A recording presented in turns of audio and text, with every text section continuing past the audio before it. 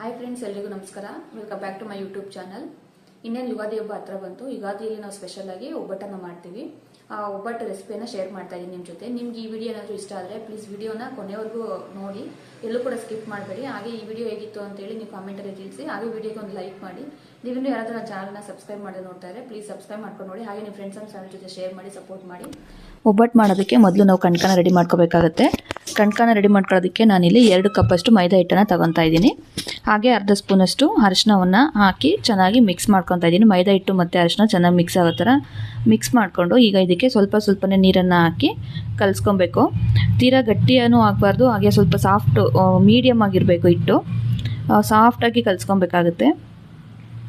ನೀರು ಎಷ್ಟು ಬೇಕೋ ಅಷ್ಟು ನೋಡಿಕೊಂಡು ಸ್ವಲ್ಪ ನೀರನ್ನು ಸೇರಿಸ್ಕೊಂಡು ಮಿಕ್ಸ್ ಮಾಡ್ಕೊತಾ ಇದ್ದೀನಿ. ಈ ರೀತಿ ಸ್ಟಿಕ್ಕಿ ಆಗಿರಬೇಕು ಹಿಟ್ಟು. ಈ ಥರ ಚೆನ್ನಾಗಿ ಕಲಿಸ್ಕೊಬೇಕಾಗತ್ತೆ. ಈಗ ಹಿಟ್ಟು ಚೆನ್ನಾಗಿ ಮಿಕ್ಸ್ ಮಾಡ್ಕೊಂಡಿದ ನಂತರ ಇದಕ್ಕೆ 1-2 ಟೇಬಲ್ ಸ್ಪೂನಷ್ಟು ಎಣ್ಣೆಯನ್ನು ಹಾಕಿ ಚೆನ್ನಾಗಿ ಮಿತ್ಕೊತಾ ಇದ್ದೀನಿ.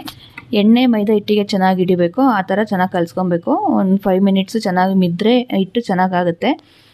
ಈಗ ಇದು ಕಲಿಸಿದಾದ್ಮೇಲೆ ಇದು ಮೇಲ್ಗಡೆ ಒಂದು 4-5 ಟೇಬಲ್ ಸ್ಪೂನಷ್ಟು ಎಣ್ಣೆಯನ್ನು ಹಾಕಿ ಒಂದು ಪ್ಲೇಟನ್ನು ಮುಚ್ಚಿ ಇಟ್ಬಿಡಬೇಕು. ಇದು ಒಂದು 2 to 3 ಅವರ್ಸು ಚೆನ್ನಾಗಿ ನೆನ್ಕೊಬೇಕು. ಆವಾಗ ಒಬ್ಬಟ್ಟು ಚೆನ್ನಾಗಿ ಬರುತ್ತೆ ಸಾಫ್ಟಾಗಿ.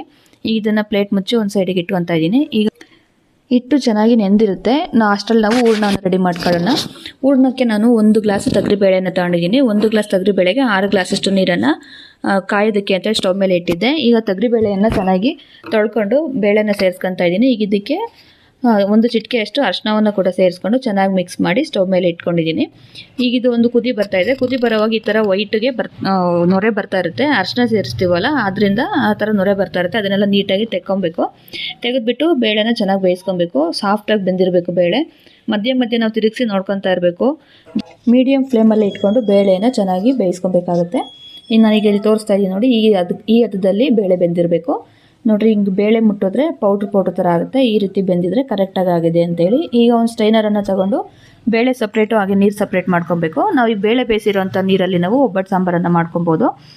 ಈಗ ನಾನು ಒಬ್ಬಟ್ಟು ಸಾಂಬಾರಿಗೆ ಅಂತ ಹೇಳ್ಬಿಟ್ಟು ಸ್ವಲ್ಪ ಬೇಳೆನ ತೆಗೆದಿಟ್ಕೊಂಡಿದ್ದೀನಿ.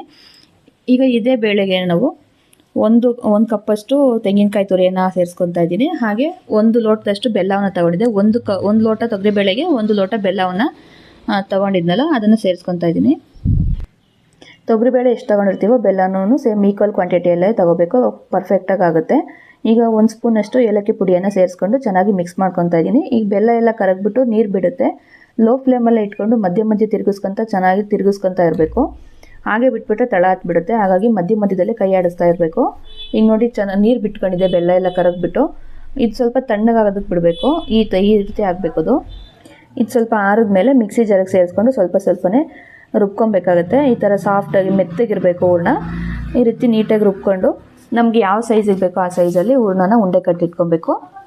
ಮೀಡಿಯಮ್ ಸೈಜಲ್ಲಿ ನಾನು ಇಲ್ಲಿ ಕಟ್ಕೊತಾ ಇದ್ದೀನಿ. ಹೂರ್ಣ ರೆಡಿಯಾಗಿದೆ. ಈಗ ಇದನ್ನು ಸೈಡಿಗೆ ಇಟ್ಕೊಂಡು ನಾವು ಆವಾಗಲೇ ಕಲಸಿಟ್ಟಿದ್ವಲ್ಲ ಮೈದಾ ಹಿಟ್ಟನ್ನು, ಅದನ್ನು ಒಂದ್ಸರಿ ಮಿಕ್ಸ್ ಮಾಡ್ಕೊಬೇಕು. ಆಲ್ಮೋಸ್ಟ್ ಒಂದು 3 ಅವರ್ಸ್ ಆಗಿದೆ. ಇದು ಚೆನ್ನಾಗಿ ನೆಂದಿರುತ್ತೆ. ನೋಡ್ತಾ ಇರ್ಬೋದು ನೀವು ಎಷ್ಟು ಸಾಫ್ಟಾಗಿ ಆಗಿದೆ ಅಂತೇಳಿ. ನೀವು ಒಬ್ಬಟ್ಟು ಯಾವ ಸೈಜಿಗೆ ಬೇಕು ಆ ಸೈಜನ್ನು ನೋಡಿಕೊಂಡು ನೀವು ಕಣ್ಕನ ರೆಡಿ ಮಾಡ್ಕೊಬೇಕಾಗುತ್ತೆ. ನಾನಿಲ್ಲಿ ಒಂದು ನಿಂಬೆಹಣ್ಣಿನ ಸೈಜಷ್ಟು ಮೈದಾ ಹಿಟ್ಟನ್ನು ತಗೊಂಡು ರೌಂಡಿಗೆ ತಟ್ಕೊಂಡಿದ್ದೀನಿ. ನಾನು ಒಬ್ಬಟ್ಟನ್ನು ತಟ್ಟೋದಕ್ಕೆ ಬಟರ್ ಪೇಪರನ್ನು ಯೂಸ್ ಮಾಡಿದ್ದೀನಿ.